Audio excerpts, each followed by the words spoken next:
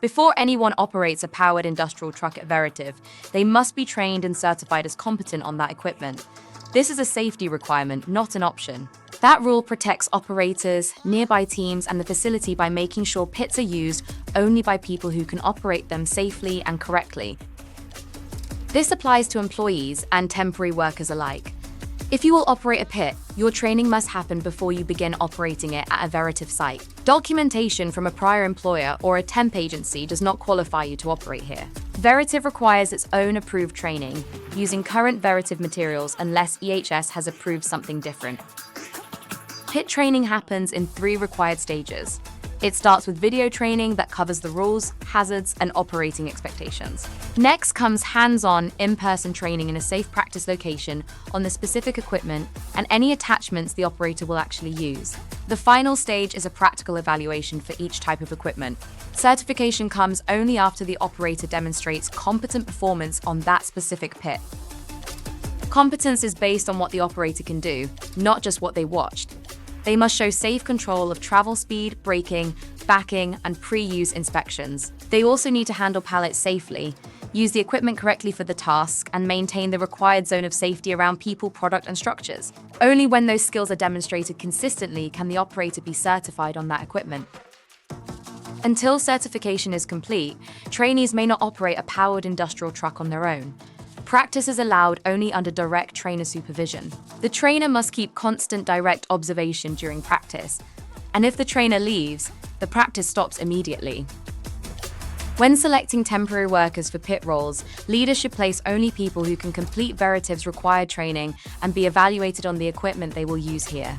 Refresher training is required at least every 3 years, and sooner after unsafe operation, an incident or near miss, changes in equipment or attachments, or new workplace hazards. Qualified pit trainers must deliver and document the training, and site leadership is responsible for making sure only trained, supervised, and certified operators are allowed to run pits.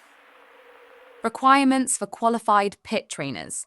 Qualified pit trainer is a Veritiv employee or EHS-approved third party who has completed the Veritiv pit training program and who possesses the experience and/or training to train, observe, evaluate, engage, and communicate with pit operators. The employee selected to be the qualified pit trainer at the division must have at least 2 years demonstrated safe operation of all types of pit that the individual will train other workers to operate, hold a current Veritiv pit license, possess the ability to effectively train, clearly communicate with, lead, and coach other workers in safe MHE operation.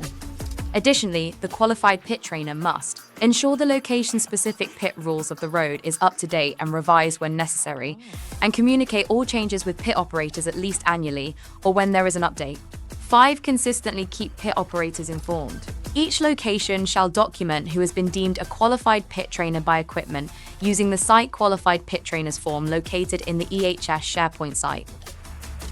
On this slide, I want to walk through the required deliverables that must be completed as part of a pit initial certification packet. First, we need a completed attendance roster with the title listed as pit certification, along with the trainer's name, date completed, site, time, and the trainee names and signatures. Next, the operator must review and sign the pit rules of the road requirements. This document must be signed and dated by both the trainer and the trainee. We also need the golden rules of the forklift operator, or our non-negotiables, reviewed and signed by both the trainer and the forklift operator. In addition, the pedestrian golden rules must also be reviewed and signed as part of the training packet. Another required item is the loading dock safety standard. During this review, we need to cover key dock safety expectations such as chocking tires, using jack stands, managing glad hands, and driver key control. This document must also be signed by both the trainee and the trainer. We also need a signed copy of the site-specific pit rules of the road so that operators understand any location-specific requirements for the site they will be working in. From there, the trainer must complete the pit initial certification trainer checklist, making sure it is fully filled out and signed by both parties. The hands-on practical evaluation must also be completed, including the specific equipment the operator was evaluated on, and signed by both the trainer and trainee. Lastly, to close out the certification process, the trainee must complete both required QR code quizzes, the pit safety training quiz, and the pit rules of the road quiz. The expectation is that all of these items are completed in full before a pit certification is considered complete.